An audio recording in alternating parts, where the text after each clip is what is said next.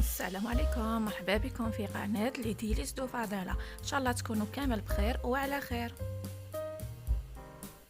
الوصفة تاعنا تاع اليوم هي عبارة عن تتبيلة او شرمولة خاصة بالاسماك. اي نوع من السمك يكون عندكم ديروا له هذه التتبيلة، تجي بنينة بزاف، خاصة السمك المشوي ولا اروع.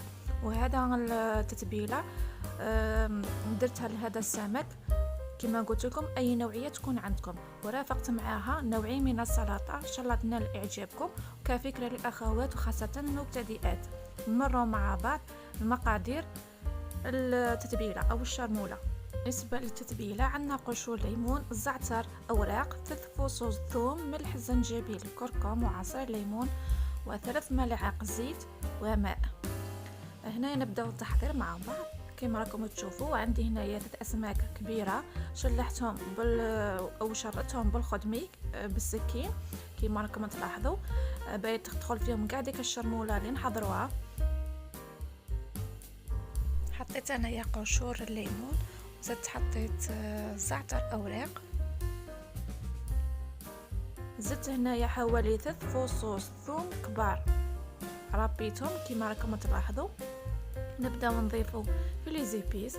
اولا درت شويه ملح بالطبع، زيد درت شويه زنجبيل وشويه بابريكا كلون، ودرت شويه كركم،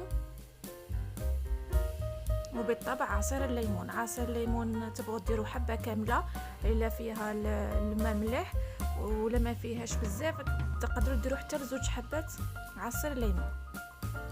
فوالا كما تشوفوا هنايا درت انايا كميه اللي كانت عندي حبه عصرتها.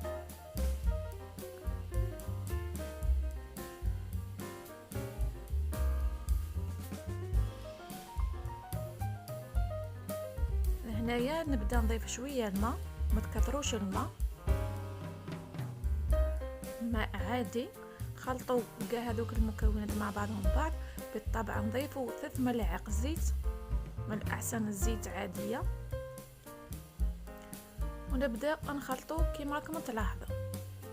هذه التتبيله تجي بنينه بزاف خاصه الاسماك المشوي، السمك المشوي.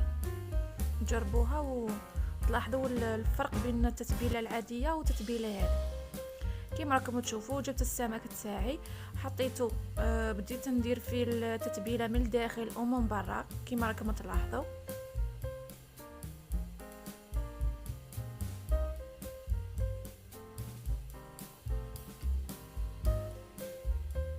بالطبع نديرو من الجهتين، متنساوش الجهه الزوجه.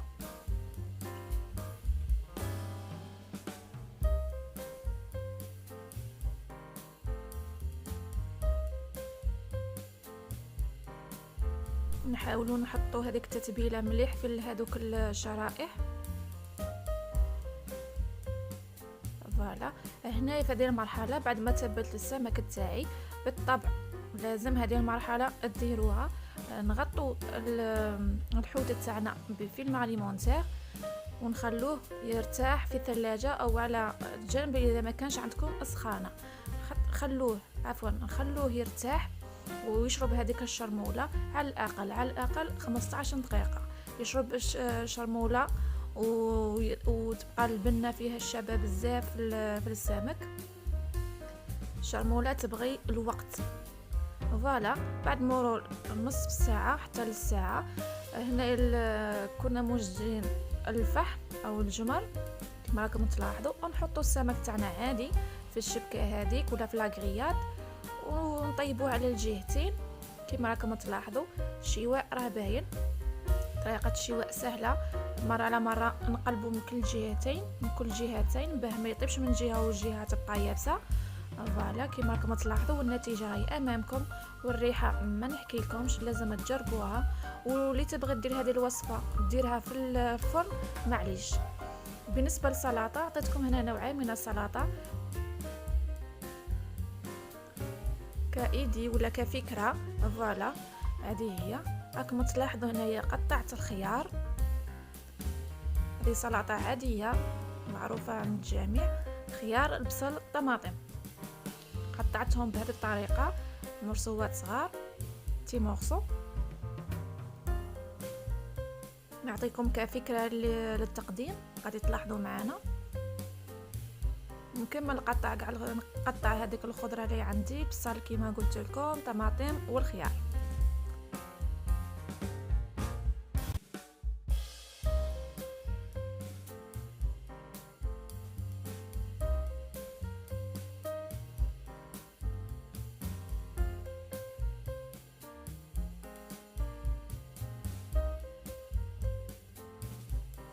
وهنايا بالطبع زدت قطعت السلطه تاع الورقه، سلطه خضراء. وراكم تشوفوا هنا في الدريساج درت هذا السيركل، حطيت فيه خيار وزدت حطيت طماطم وزدت حطيت البصل. وراكم تشوفوا في الديكور امامكم كفكره للاخوات خاصه المبتدئات. تبغي تقدميها عادي قدميها عادي، هذه كفكره عطيتها لكم من عندي.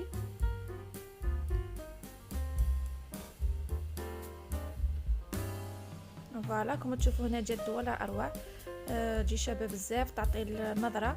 وزدت حطيت من الفوق الخس، هنا قطعته كذلك رقيق كفكره الاخوات. فوالا. وبالنسبه للسلطه الثانيه، هنايا كان عندي الارز مطبوخ مسبقا، وكنت ديجا شاويه الدنجان او الباذنجان، يجي واحد البنه فيه ولا اروع الباذنجان مشوي. فوالا قطعته رقيق رقيق كيما راكم تلاحظوا. خلطت الارز مع الباذنجان بهذه الطريقه. والمعروف الباذنجان يبغي الكمون، فوالا درت رشه كمون، درت عصير ليمون،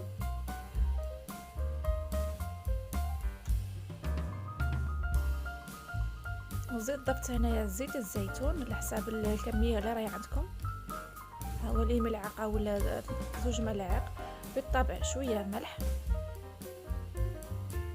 هذه السلطه تجيب لينا بزاف بزاف، ترافق المشاوي، ترافق الاسماك، ترافق اي طبق تكون عندكم من المشاوي، تجيب لينا بزاف. مره على مره انا نحط لكم سلطه ولا نوع من السلطه. وبالطبع هنايا كنت ناسيه الثوم، نضيفوا لها شويه ثوم، غير شويه ما تكثروش، ونخلطوا كاع المكونات مع بعضها البعض. هنا تقدروا ترومبلاسو الارز بالبطاطا المغليه، تجي ثاني بنينه بزاف مع الباذنجان. انا بغيت ننوع، درتها مع الارز، حطيتها بهذه الطريقه كما راكم تلاحظوا. تبغوا تحطوها عفوا في طبسي وحدها معليش، سينو ديروا كما راكم تلاحظوا امامكم كفكره. زدت هنا حطيت الصلصات خاصه بلا السلطه، وزدت حطيت هنايا من الفوق الفلفل الحار مرقد بزيت الزيتون، ولا حبيتوا الوصفه تاع الفلفل المرقد بزيت الزيتون نحطها لكم. هذا راه مخدوم في الدار، من الاحسن تخدموه في الدار خير من المشري، يكون الطايل من الاحسن نخدموه في الدار. وبالطبع هنايا انا نبغي بزاف الاسماك بالصلصه طماطم، ما نقدرش نحط سمك بلا صلصه طماطم.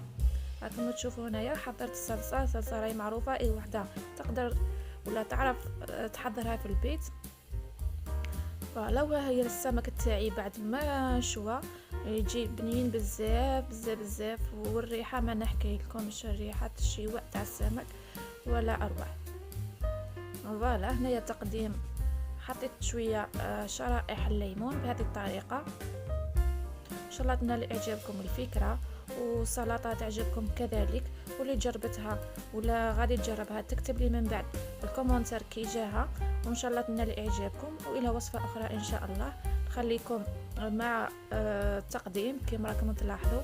واللي عجبته كاش وصفه من الوصفات تاعي اكتب لي كومنتار، ودعموا لي القناه تاعي، راني مبتدئه ما عنديش لي زابوني بزاف، راني نبدا المجهود باه ندير لكم المونتاج.